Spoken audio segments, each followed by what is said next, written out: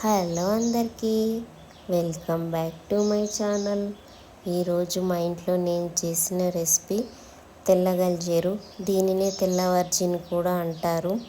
ఇది ఈ సీజన్లో రోడ్డుకి ఇరువైపులా గల్లీలలో అక్కడక్కడ కనబడుతూ ఉంటుంది. మందులేని పంట, చాలా హెల్తీ రెసిపీ. ముఖ్యంగా 15 సంవత్సరాల ఆడపిల్లలకు తప్పకుండా తినిపించాల్సిన కూర.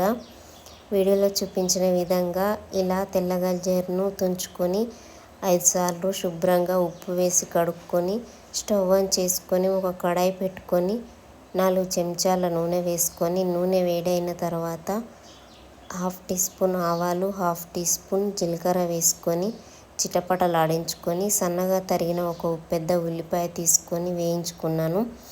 ఇందులోనే 5 పచ్చిమిర్చిలు కచ్చపచ్చగా దంచి వేసుకున్నాను. పచ్చివాసన పోయేదాకా వేయించుకున్నాను. ఇవి వేగిన తర్వాత ఒక 7 వెల్లుల్లి రెబ్బలు బరకగా దంచి వేసుకున్నాను.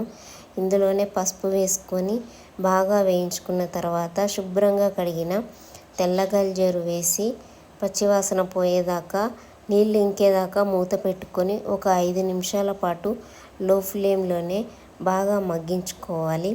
ఇలా మగ్గిన తర్వాత ఒక 4 చెంచాల పెసరపప్పును ఒక అరగంట ముందే నానబెట్టి పెట్టుకున్నాను. ఇది ఇప్పుడు ఇందులో వేసుకొని నీళ్ళన్నీ ఇగ్గేదాకా మగ్గించుకొని ఇందులోనే ఇవి దగ్గరికి వచ్చిన తర్వాత ఒక టీ గ్లాస్ వాటర్ వేసుకొని మగ్గించుకోవాలి. ఇలా మగ్గిన తర్వాత ఇందులోనే రుచికి సరిపడా కొద్దిగా ఉప్పు వేసుకోవాలి. మరో 5 నిమిషాల పాటు మూత పెట్టుకొని మగ్గించుకుంటే పెసరపప్పు 80% ఉడుకుతుంది.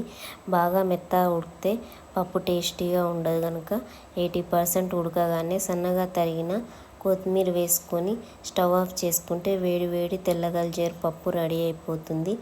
మీకు ఈ వీడియో కనుక నచ్చినట్లయితే కూడా ట్రై చేసి ఎలా వచ్చిందో కామెంట్ బాక్స్లో కామెంట్ చేయండి. Please like, share, subscribe my video. వినండి నా మాట, తినండి ఈ పూట. బాయ్.